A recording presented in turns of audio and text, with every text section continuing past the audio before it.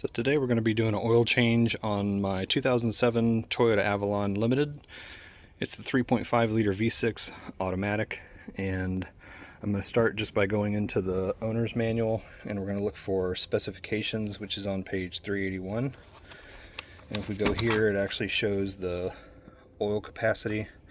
We're going to do it with the filter this time, so 6.1 liters, 6.4 quarts. So somebody at some point in time wrote on here 6.5 quarts is about what it takes, and the recommended oil viscosity is 530.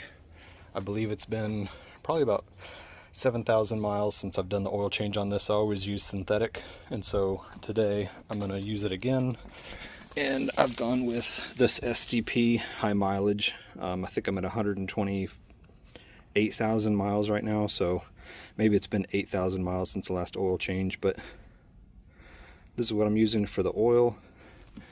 And I've got the filter replacement for it as well. And the filter comes with the little tool that you need to actually drain the oil out from where the filter goes, and it also includes the O-rings. I've got an oil filter from a Toyota OEM oil filter that I replaced before, so I'll probably just reuse this. The one that's in there with the STP filter is a little bit different, but pretty much what we're going to do is I always just pull the dipstick out a little bit and always pull the cap off, just so that there's not a vacuum on the system that might hold oil in. And then the next thing we're going to do is just get up underneath and pull the oil drain plug, and then undo the oil filter, swap the filter and the O-rings out, put everything back together, and then refill the oil. It's going to be a little bit difficult to show everything in this video because I don't have it up on a lift or anything, and I'm not going to put it on jack stands because that would lift the front of the vehicle up and then it wouldn't be flat on the ground. And you always want to change the oil where it's flat. You don't want to have the vehicle elevated on one end or the other. But you can see right here, that's where the filter housing is, and there's a special tool that I'll show you in a minute that makes it so it's easier to take off the filter housing tool. The 3/8 drive socket plate that's in the middle there is just to open to drain the filter out. You can do that if you're not changing the filter, but the housing that's around it that has that little tab kind of on the top left, that's the actual housing you have to take off to get the filter out. And then the actual bolt for the oil pan is, let's see if I can show it, where is it at? Is right there. That's a 14 millimeter, and that's the bolt that I'm going to be pulling. I've got the oil pan right underneath it, my drain pan, and so I'm going to take that bolt out of the oil pan, let all the oil drain out, and then once the oil is drained out of there, I'm just going to slide the pan forward a little bit and get it up underneath this spot right here so that I can drain the oil out of there as well. So there's the oil draining, and then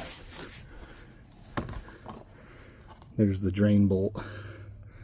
Like I said, it's a 14 millimeter. I've got that pulled out. Just gonna let the oil completely drain. If it gets too close to the top of this pan, I'm actually just going to swap it to another pan. So I've swapped out for another oil pan. It's just about finished anyway, but that oil pan is quite full, so hopefully that doesn't end up being a nightmare of a mess. But just going to keep letting that drain out. Once it gets to the point where it's just barely dripping, I'll wait until then to put the plug back in. So as you can see, the oil is just barely dripping now, so I'm going to switch over to the filter here.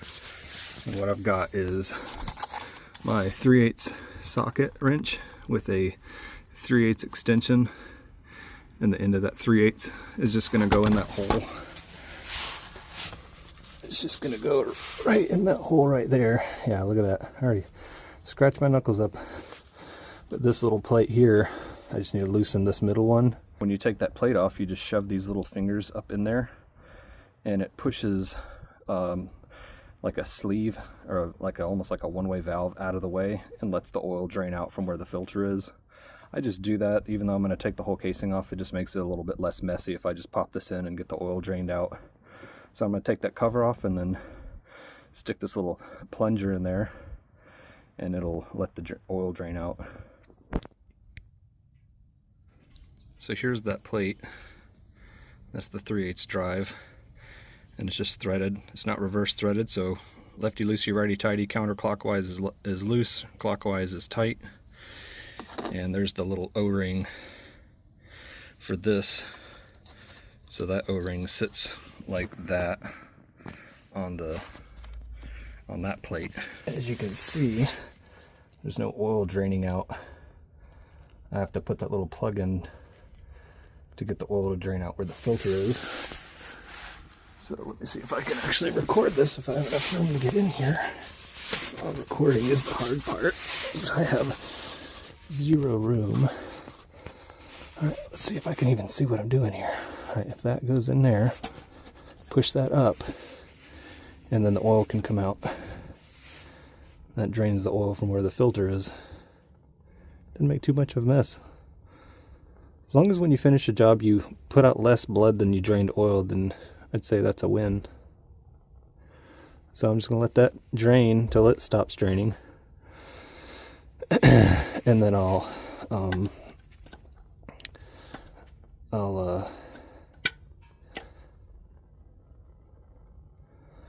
put the tool on. I'll show you the tool to take this off. Let me show you that real quick. So this is the special tool that you need to take that filter housing off.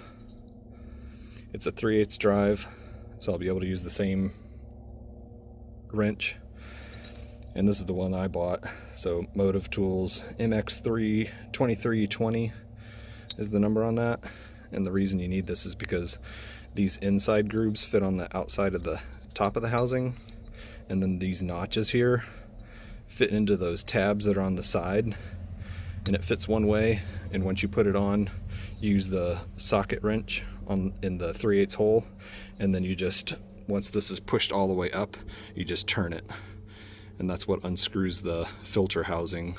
So I've used this before, and that's exactly what it does, and it works. So if you don't have the tool, you probably want to get one. It's easy to if you put a wrench on there, it's easy to break the tabs off, like a typical oil filter wrench. So Toyota has, I think, a OEM one of these. This is just something I probably picked up on Amazon years ago. So that's the next step, taking the filter housing off. So this is what the filter housing looks like outside off the thing. And then, as I mentioned, there's these tabs that are on the side right here, and that's what these notches line up with. So that's how you orient it. And then there's kind of like little kind of grooves on there, and the grooves kind of stick into that inside, so it locks even if you don't have it in line, but you want that seated into those notches. So there's the filter that was in there, and that's the O-ring that we're going to replace. So this filter I'm just going to take out and just let it sit and drain, and then I can just drain the rest of the oil that's in the actual filter housing. It's probably not necessary, but I always take a paper towel or something like even just this old hand towel, and just kind of stuff it down into the inside of this space here and just wipe this out. It's kind of just the buildup of stuff that's gone through the filter. It just kind of helps to clean that stuff off. And then I'm pretty sure what we were looking at earlier, when I pushed that tool in to the inside, if you imagine there's you know, where this is sitting on the vehicle like this, as I mentioned before, there's no oil that comes out in the video, but when you take that tool, it pushes, there's a little nipple right there in the top. See, it's already draining oil as soon as I opened it.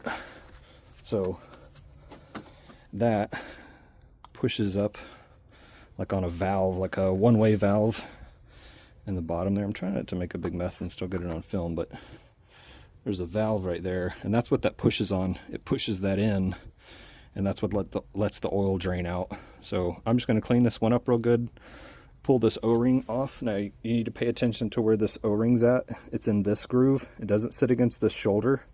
It sits in this groove right here. It doesn't sit in this groove here. So you want to make sure you put that O-ring back in the same place. If it's here, it's not in the right spot, and you'll probably have issues with oil leaking. So I'm just going to clean this up real good, get all the old oil off. If you take it to a shop, you're probably not going to spend this much time on this detail. That's the groove right there where the O-ring on that plate sits. So that's where that O-ring that came off. Mine actually came off with it was stuck to the little plate when that plate came off. So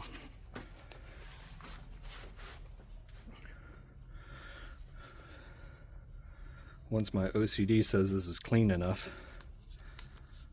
then I can put this back together.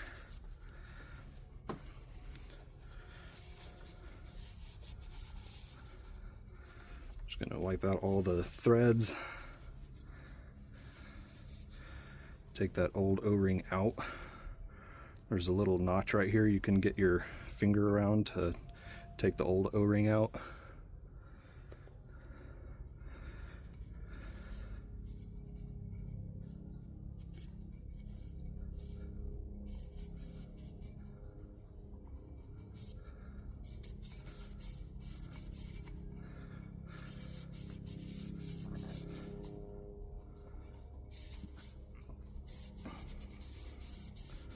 Just kind of cleaning out the threads.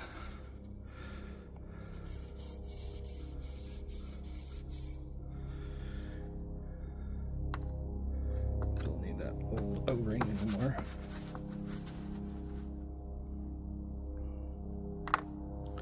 Just gonna go back in here, clean this out again.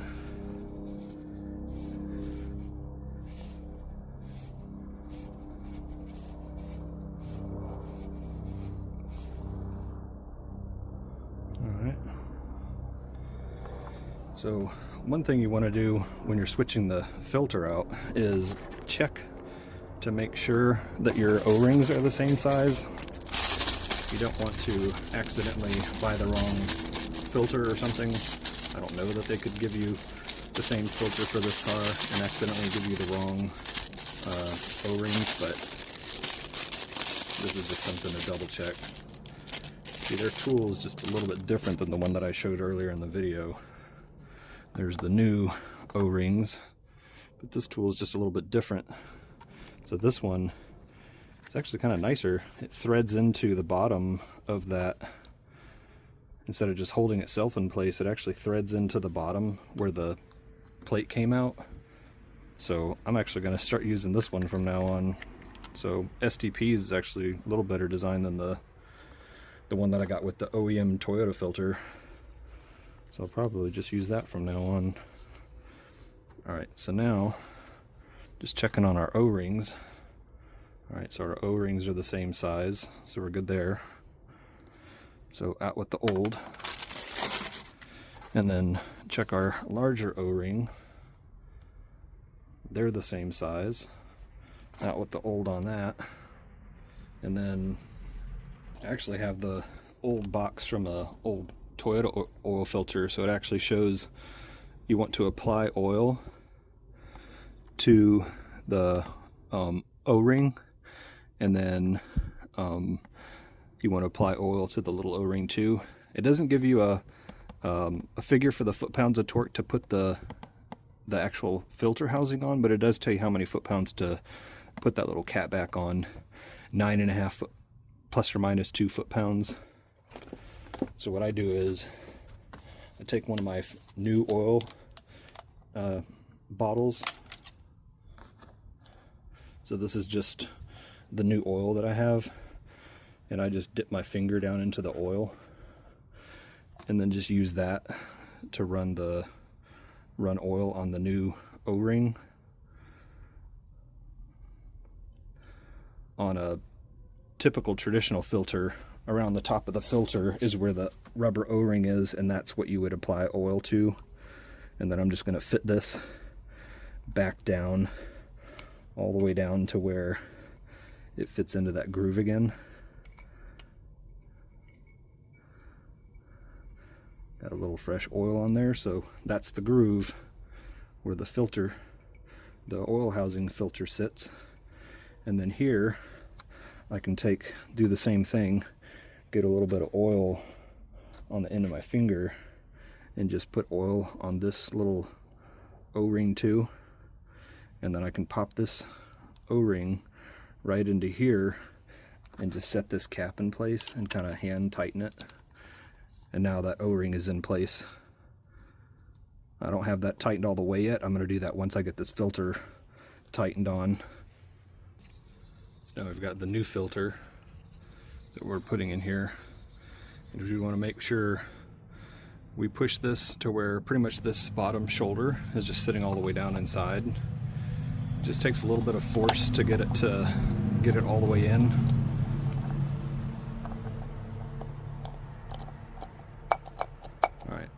So that's all the way down now. That's where that sits. You can tell there's a little bit of a spring at the bottom and it's pushed all the way in. It won't go any further. So that's ready to go in. So we'll use our tool to put the filter housing back on. And then I'm actually going to get my torque wrench and set my torque wrench to the proper foot-pounds to tighten this up. Once the filter housing's tightened all the way up, then I can use force to tighten that all the way up.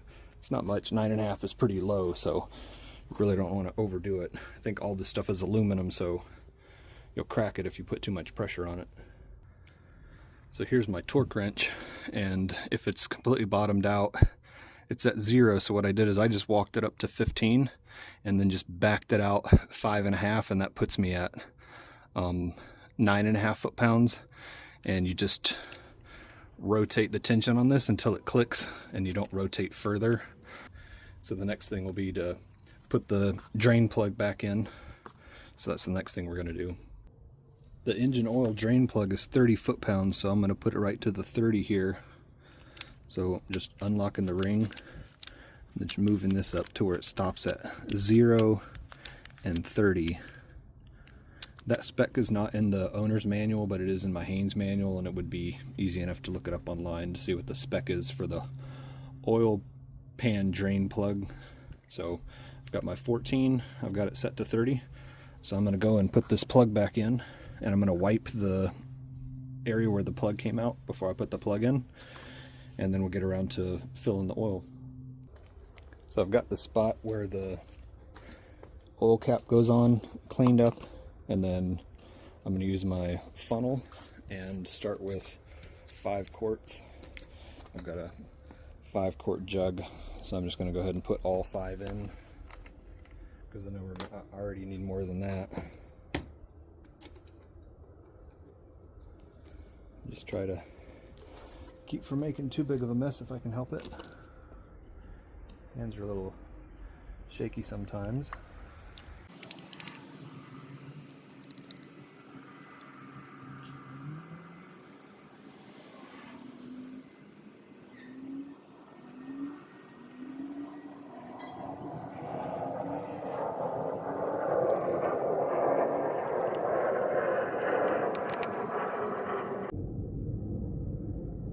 I'm just going to keep the empty cases, the empty containers, to put the old oil in, and then I can take it into AutoZone and dump it out.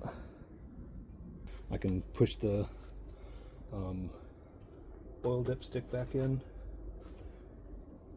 and when I take the dipstick out now, I'm just going to clean it real good, start fresh for a new reading. Get this dipstick back in. We can start to see after 5 quarts if the oil shows up on the dipstick.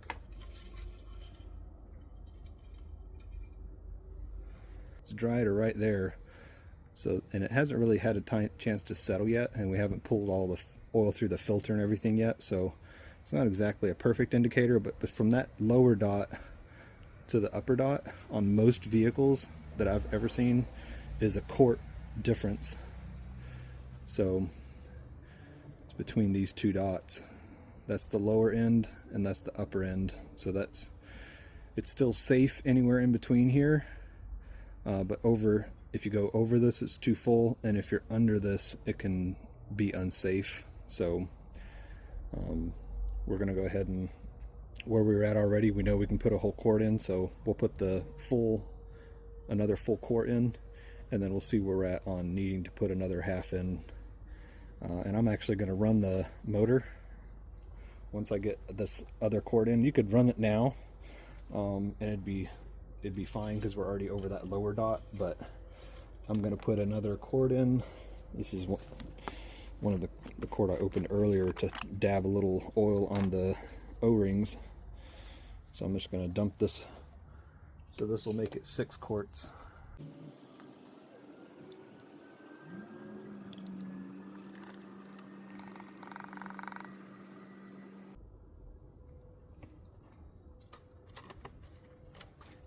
So now I'll pull the dipstick out again.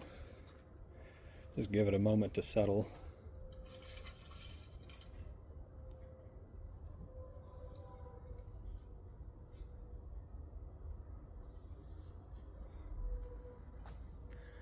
Now the dipstick's nice and clean,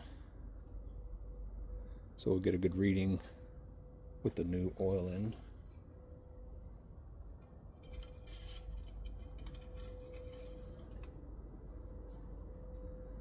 Just let it sit for a second to soak up onto the dipstick. This pulled back out again, and now we're, let's see, we're right here, right where my fingernail is. We're right there, so we've still got a little bit to get to full. So that's probably where that extra half a quart comes in. But what I'm going to do is I'm going to run it. I'm going to start it up and let it run for a little bit, get that temperature up, get all the little passageways and everything the oil goes down into, and then we'll do what's called topping off. Over time, a vehicle can use a little bit of oil. So what happens is you can just go to a maintenance repair type shop, and they'll do what's called topping off, is where they just put a little bit in the top just to get it back to full. So that's pretty much what we're going to do. I'm going to take the funnel out.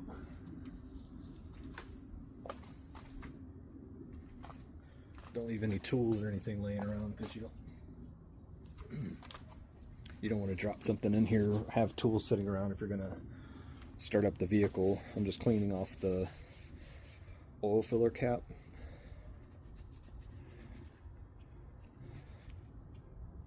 You don't want any debris or anything getting down into where you're putting the oil in. Stripped a little bit from the cap.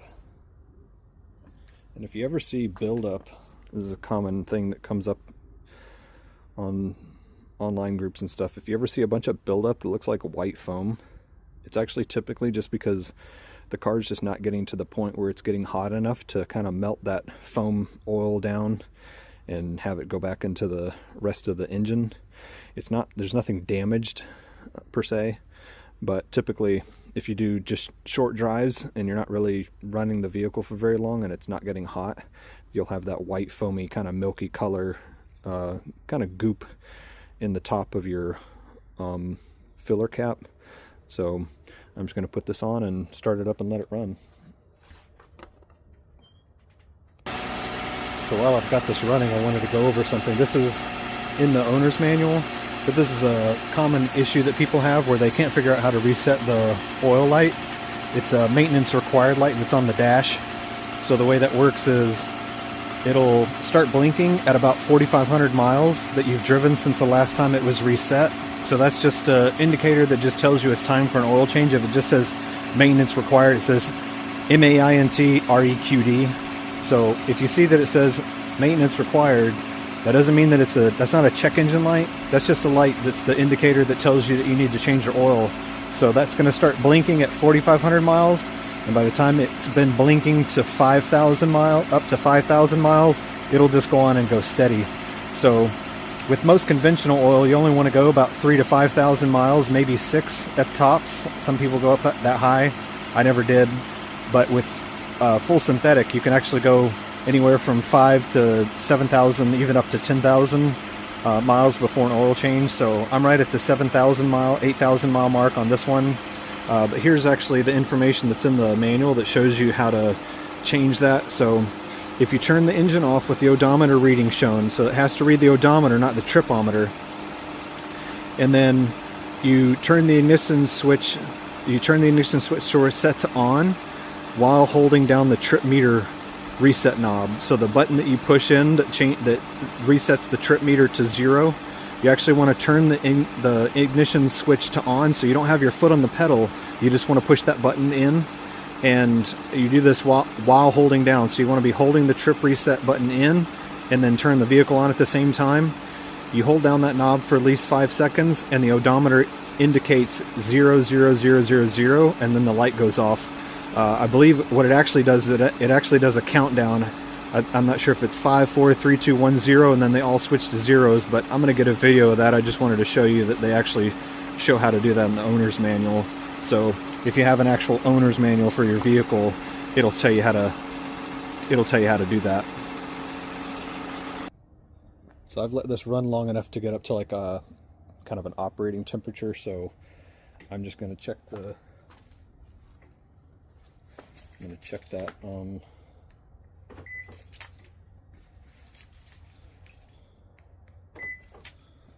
dipstick again.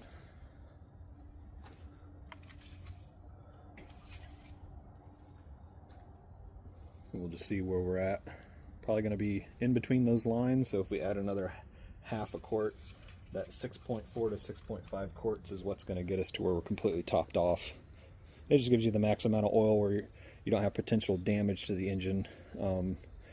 But if you lose it over time, if it uses up some of the oil, the oil kind of breaks down in the motor, and you're not leaking oil anywhere, but the oil kind of breaks down in the motor and the oil level will go down. So let's just check where we're at now. And let's see. It is, where is it at? Got dark since I started, so yeah, it looks like it's wet. It's wet till about, sorry, it's wet till right there, right where my finger is. So let's see. I turned it upside down and kind of dripped it, but yeah, it's right about there. So we'll go ahead and put that other half a quart in right now.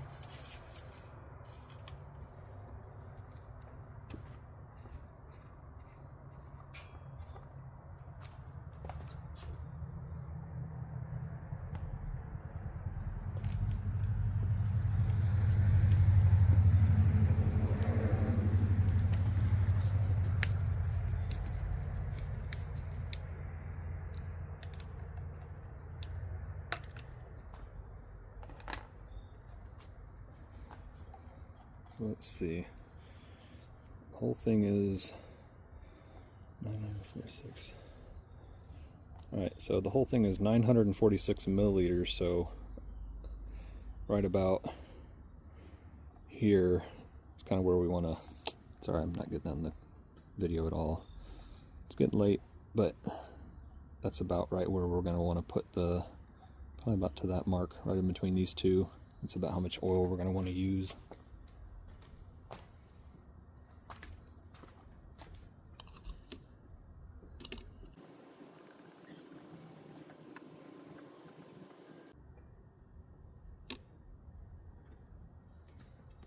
Alright, so we're right at that line now. So I'll stop there and double check it real quick.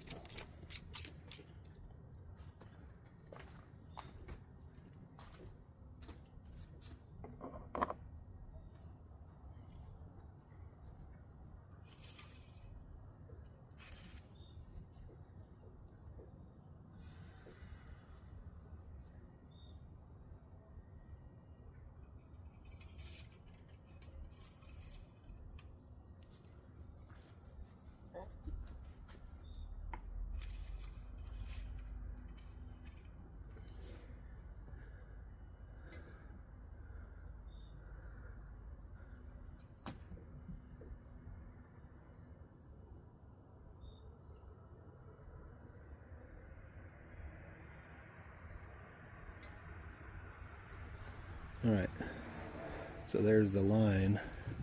It is right at that dot.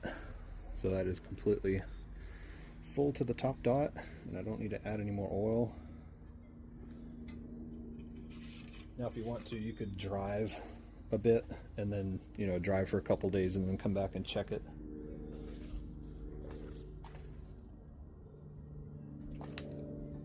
Some of this might be overkill, but that's pretty much it for actual doing the job. And then as mentioned, the last thing we want to do is get that light reset. So we'll go inside the car and get that maintenance light reset real quick. All right, so now we're inside, and the first thing I'm going to do is just make sure that I have my I have it set to where it's on odometer.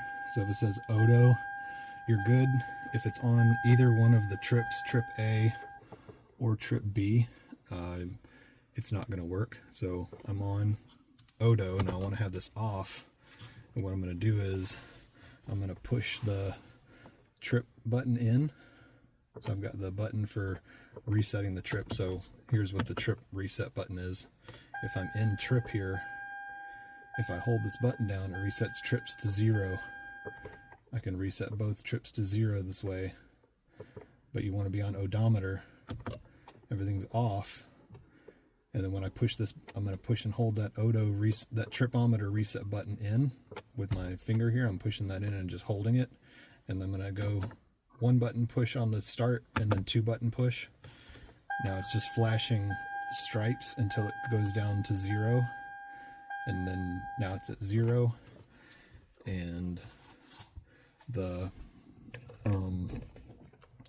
maintenance light is not on anymore. That check engine light is just on because I haven't turned the car on yet. So the maintenance light is gone. So that's all that took. And looks like I've got a tire light flashing. It's been getting really cold at night recently, and I think I've got a low tire, so I'm just gonna have to top the tires off next.